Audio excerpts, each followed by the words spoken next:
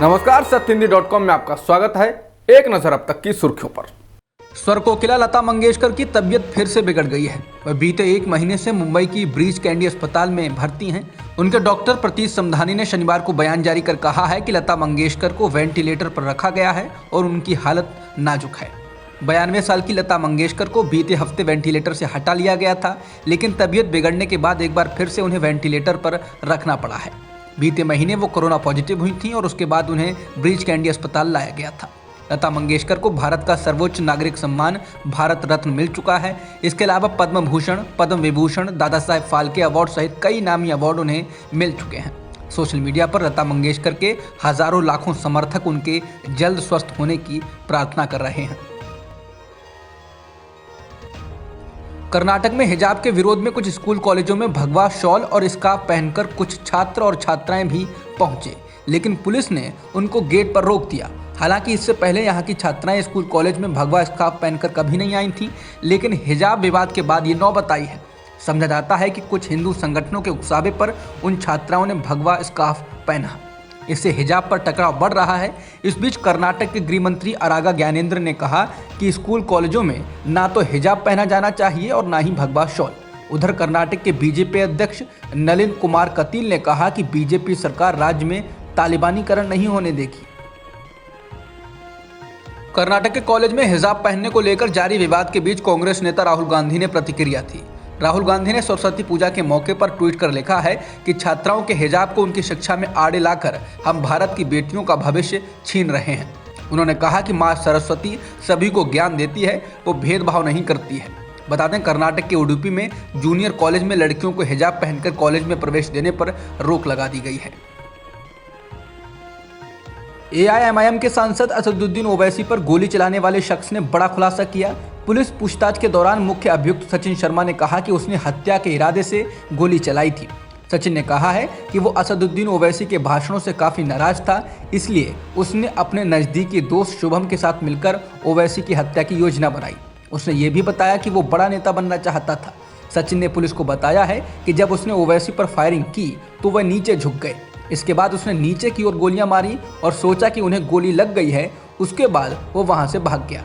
सचिन ने पुलिस को बताया कि वो कई दिनों से ओवैसी पर हमले की योजना पर काम कर रहा था। बीजेपी के वरिष्ठ नेता और राज्यसभा सांसद सुब्रमण्यम स्वामी ने असदुद्दीन ओवैसी पर हुए हमले को लेकर कहा कि केवल तर्क में भरोसा न करने वाले कट्टरपंथी ही सांसद ओवैसी की हत्या करना चाहेंगे। ओवैसी राष्ट्रवादी ना होते हुए भी देशभक्त हैं। अंतर यह है कि ओवैसी हमारे देश की रक्षा करेंगे, लेकिन वो ये नहीं मानते हैं कि हिंदू मुस्लिम डीएनए एक ही है। हमें उनके मुखर तर्कों का सामना करना चाहिए, ना कि बर्बरता पर उतरना चाहिए। तेलंगाना के मुख्यमंत्री के चंद्रशेखर राव इस बार प्रधानमंत्री नरेंद्र मोदी के स्वागत में अगवानी करने के लिए हवाई अड्डे पर नहीं पहुंचे हैं। हाल फिलहाल में ये दूसरा मौका है जब पीएम किसी राज्य में गए हों और वहां के मुख्यमंत्री उनके स्वागत में ना गए हों। इससे पहले पंजाब के सीएम चरणजीत सिंह चन्नी भी नहीं गए हैं। बता दें, कुछ दिन पहले ही तेलंगाना के मुख्यमंत्री केसीआर ने पीएम मोदी पर उनकी चुनावी पोशाकों को लेकर हमला बोला था। साथ ही कहा था कि वो बीजेपी को बंगाल की खाड़ी में फेंकेंगे। इसके अलावा उन्होंने पीएम मोदी पर लोगों को बेवकूफ़ बनाने के साथ साथ ही बजट की भी कड़ी निंदा की थी। वहीं तेलंगाना बीजेपी ने सीएम केसीआर द्वारा एयरपोर्ट वेलकम प्रोटोकॉल तोड़ने को मूर्खतापूर्ण और शर्मनाक करार दिया है। पार्टी ने आरोप लगाया है कि केसीआर नियमित रूप से संविधान का अपमान कर रहे हैं। उत्तराखंड में कांग्रेस के चुनाव अभियान को तेज करने के लिए पार्टी के पूर्व अध्यक्ष राहुल गांधी शनिवार को राज्य के दौरे पर पहुंचे।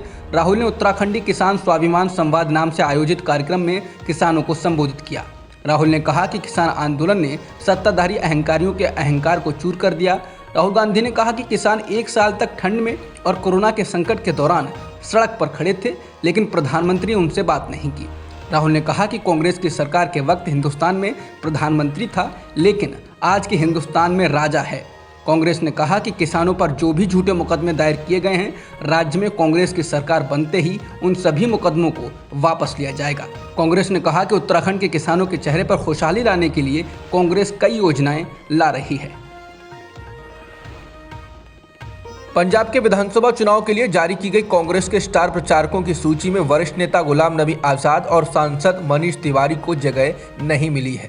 कांग्रेस ने पंजाब के लिए 30 स्टार प्रचारकों की सूची जारी की।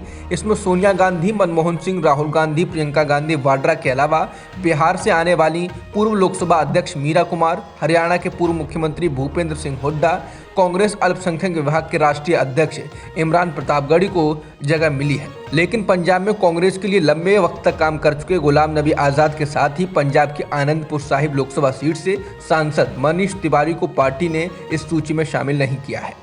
बता दें, गुलाम नबी आज़ाद और मनीष तिवारी कांग्रेस में असंतुष्ट नेताओं के समूह G23 का हिस्सा हैं। कांग्रेस के स्टार प्रचारकों की लिस्ट में नाम नहीं होने के बाद मनीष तिवारी ने कहा कि ये मुझे आश्चर्य होता अगर इसका उल्टा होता, यानी कि लिस्ट में नाम होता। मनीष तिवारी ने कहा कि इसका कारण काफी समय से एक सार्वजनिक रहा है, कोई छुपा हुआ नहीं है।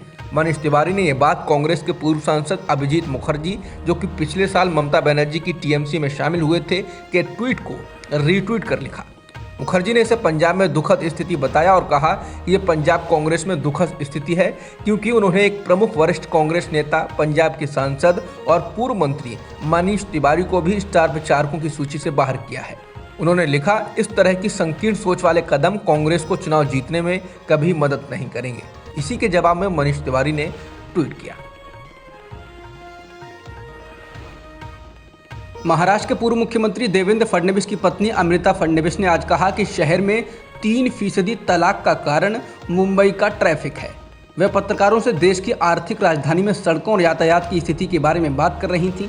अमृता फडणवीस ने कहा कि वो सड़कों पर गड्ढों और यातायात में फंसने से व्यक्तिगत रूप से परेशान हैं। उन्होंने कहा कि भूल जाओ कि मैं देवेंद्र फडणवीस की पत्नी हूं, मैं आपसे एक महिला के रूप में बात कर रही हूं। मैंने सड़कों और गड्ढों पर यातायात का अनुभव किया है और वे हमें कैसे परेशान करते हैं। बीजेपी नेता अमृता ने कहा कि मुंबई में तो 3% तलाक सिर्फ यहाँ के ट्रैफिक के कारण होते हैं। उनके इस दावे पर शिवसेना नेता प्रियंका चतुर्वेदी ने अमृता फडणवीस का नाम लिए बिना उनके बयान पर कटाक्ष किया और इसे दिन का सर्वश्रेष्ठ तर्क करार दिया। सरकार ने संसद को बताया है कि पूर्वी लद्दाख में पेंगोंग झील पर चीनी पुल अवैध रूप से कब्जे वाले क्षेत्र में बनाया जा रहा है।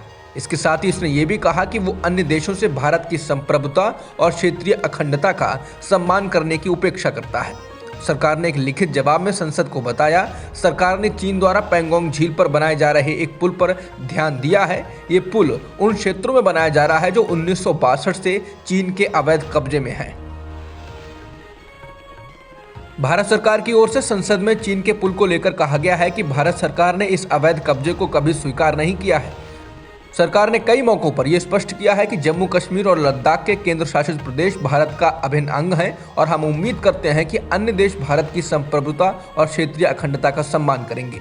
एनडीटीवी की रिपोर्ट के अनुसार पुल पेंगोंग के उत्तरीय तट पर एक चीनी सेना के मैदान के ठीक दक्षिण में स्थित है। रिपोर्ट के अनुसार यहां 2020 में भारतीय और चीनी सैनिकों के बीच गतिरोध के दौरान चीनी क्षेत्र के अस्पतालों और सैनिकों के आवास देखे गए थे। अब तक की खबरों में इतना ही। बाकी खबरों के लिए बने रहिए सत्यहिंदी.com के साथ।